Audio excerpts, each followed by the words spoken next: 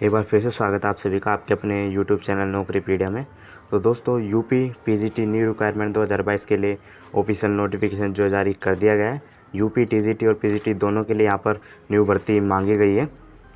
तो इसमें कैसे क्या रहने वाला है, सब्जेक्ट वाइज हमारी यहाँ पर पोस्ट होने वाली है, उसके लिए क्या क्या रिक्वायरमेंट रहेगी हमारी, क्या एज लिमिट मांगी गई है, क्या हमारी लास्ट डेट रहेगी और क्या क्या क्वालिफ़िकेशन होनी चाहिए पोस्ट वाइज। यहाँ पर आपको अपने फॉर्म फिलअप करने होंगे। इंग्लिश के लिए आपको अलग फॉर्म फिलअप करना पड़ेगा।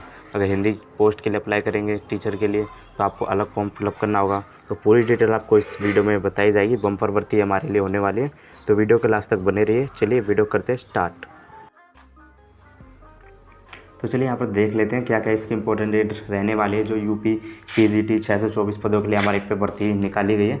तो 9 तारीख से 9 जून से आप इसके फॉर्म भरना स्टार्ट कर देंगे, मतलब आज से इसके फॉर्म भरना हमारे स्टार्ट हो जाएंगे। और जो शुल्क जमा करने की तिथि है वो भी आज से हमारी आरंभ हो जाएगी। और ऑनलाइन आवेदन भाग 1 पंजीकरण की अंतिम तिथि जो रहने वाली वो 3 जुलाई तक आप इसके लास्ट आपको यहाँ पर फॉर्म फिल कर देना है। और ऑनलाइन शुल्क जमा करने हेतु अंतिम तिथि जो आपको फीस इसकी जमा करनी है उसकी जो अंतिम तिथि दी गई है वो दी गई है 6 जुलाई 6/07/2022, मतलब 6 जुलाई आपकी इसकी लास्ट डेट रहने वाली है।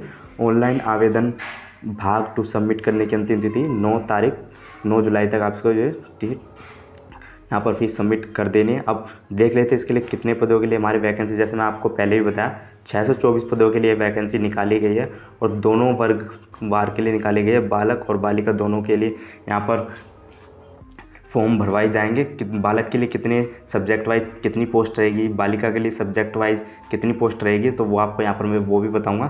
तो चलिए और आगे चलते हैं। यहाँ पर हमें कुछ महत्वपूर्ण पॉइंट्स दे रखे हैं, निर्देश दे रखे हैं, तो आपको यहाँ पर पढ़ लेने। अब बात कर लेते हैं हमारे इसका जो फॉर्म है वो कैसे। जो हमारा फॉर्म है यहाँ पर तीन चरणों में यहाँ पर इसका हमारा फॉर्म भरा जाएगा। तो सबसे पहले आपको रजिस्ट्रेशन करना होगा। कैंडिडेट रजिस्ट्रेशन करने के बाद आपको यहाँ पर फ़ीस सबमिट करनी होगी। फ़ीस सबमिट करने के बाद आप यहाँ पर फॉर्म भर सकते हैं। तो 3 चरण में यहाँ पर आपका फॉर्म भरा जाएगा। अब कैसे क्या रहेगा, तो जैसे मैंने आपको प्रथम चरण में आपको यहाँ पर रजिस्ट्रेशन करना होगा।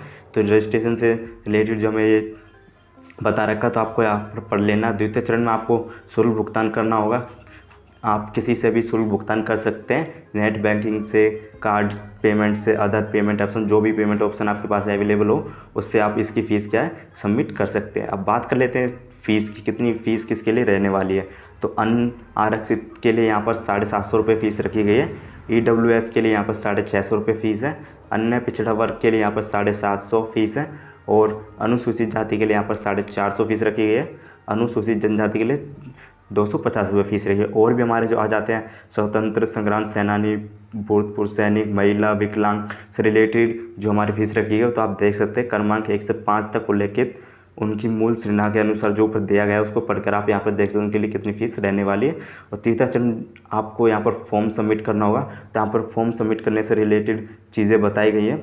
जैसे भी आपको इसमें बोला गया है रंगीन फ़ोटोग्राफ लगानी होगी जो 3.5 सेंटीमीटर चौड़ा तथा 4.5 सेंटीमीटर लंबा होना चाहिए। तो उससे रिलेटेड सारी दी गई है। और फोटो हस्ताक्षर स्कैन के होने चाहिए। अगर फ़ोटो है तो 5 KB से 30 KB के बीच होनी चाहिए। तो यहाँ पर सारी चीज़ बताई गई है, तो ये आप रीड कर लीजिएगा। उसके अनुसार ही आपको यहाँ पर अपना फॉर्म भरना होगा। अब आयु सीमा की बात कर लेते हैं, एज लिमिट कितनी रहने वाली है। तो मैं मिनिमम एज लिमिट आपकी 21 वर्ष की आपकी एज लिमिट होनी चाहिए। और जो आपकी आयु है 1 जुलाई 2022 तक आप 21 वर्ष के होने चाहिए, तभी आप इस फॉर्म को फिल करने के लिए एप्लीकेबल होने वाले हैं।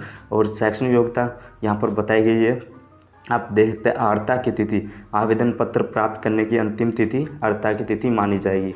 तो ये ध्यान रखिएगा बात। अब वेतन की बात कर लेते हैं, सैलरी कितनी रहेगी। वेतन हमारा सैलरी कितने, तो 47,600 से 1,51,100 तक आपको पे लेवल 8 की जो सैलरी वो यहाँ पर पे की जाएगी। ग्रेड पे आपको 4800 रुपये यहाँ पर किया जाएगा। अब आरक्षण की बात कर लेते हैं। आरक्षण उन्हीं लोगों के लिए यहाँ पर मिलने वाला है जो यूपी के मूल निवासी, जो जन्म से ही यूपी में रहे, उनके लिए यहाँ पर आरक्षण मिलने वाला है। तो आप यहाँ पर पढ़ सकते हैं। और जो अदर कैंडिडेट्स है वो जनरल कैटेगरी में यहाँ पर माने जाएंगे। तो इसको थोड़ा जूम कर लेते हैं जिससे हमें अच्छा दिख सके।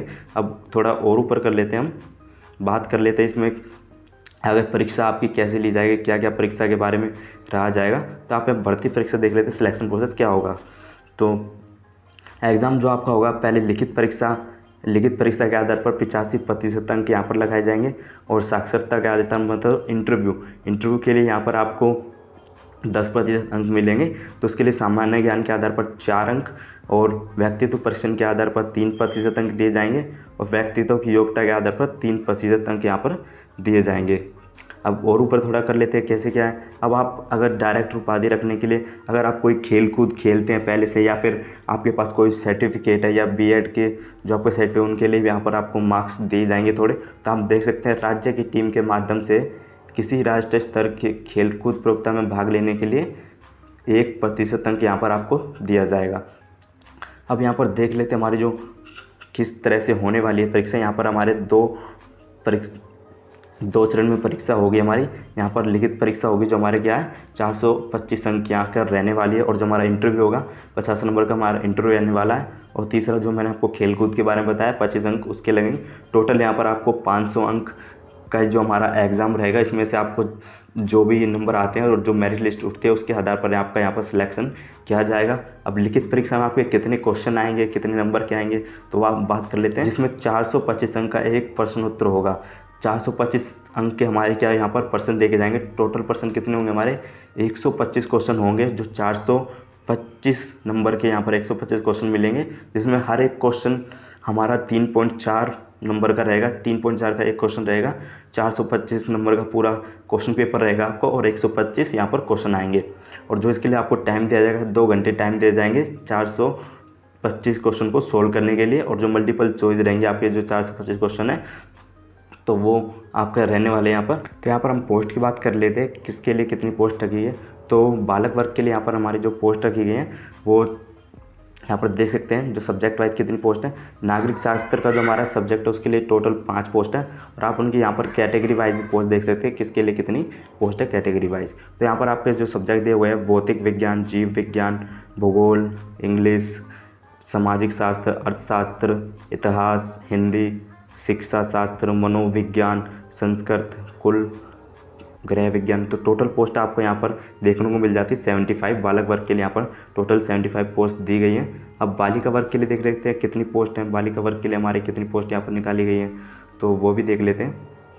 तो मैंने आपको जो अभी बताई वो बालिका वर्ग की थी। अब हम बालक वर्ग की पोस्ट देखें कितनी बालक वर्ग की पोस्ट यहाँ पर कितनी दी गई हैं टोटल। तो बालक वर्ग पोस्ट की बात की जाए तो यहाँ पर नागरिक शास्त्र के लिए यहाँ पर 30 पोस्ट दी गई है। रासायनिक विज्ञान के लिए 39 पोस्ट और भौतिक विज्ञान के 38 पोस्ट। तो सारी पोस्ट वाइज आप देख सकते हैं, कैटेगरी वाइज देख सकते हैं किसके लिए यहाँ पर कितनी पोस्ट रखी गई है। टोटल पोस्ट यहाँ पर 549 के हमारे यहाँ पर टोटल पोस्ट है बालक वर्ग के लिए।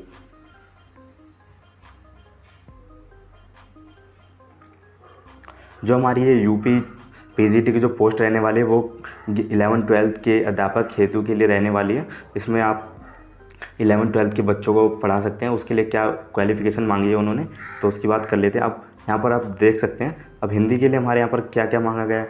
हिंदी अगर सब्जेक्ट के लिए आप अप्लाई करते हैं अध्यापक के लिए तो उसको आपको हिंदी में MA तथा संस्कृत के साथ BA अथवा शास्त्र परीक्षा राजकीय संस्कृत कॉलेज वाराणसी अब संपूर्ण विद्यालय वाराणसी। तो आप यहाँ पर पढ़ लीजिएगा उसके लिए क्या क्या मांगा हुआ है।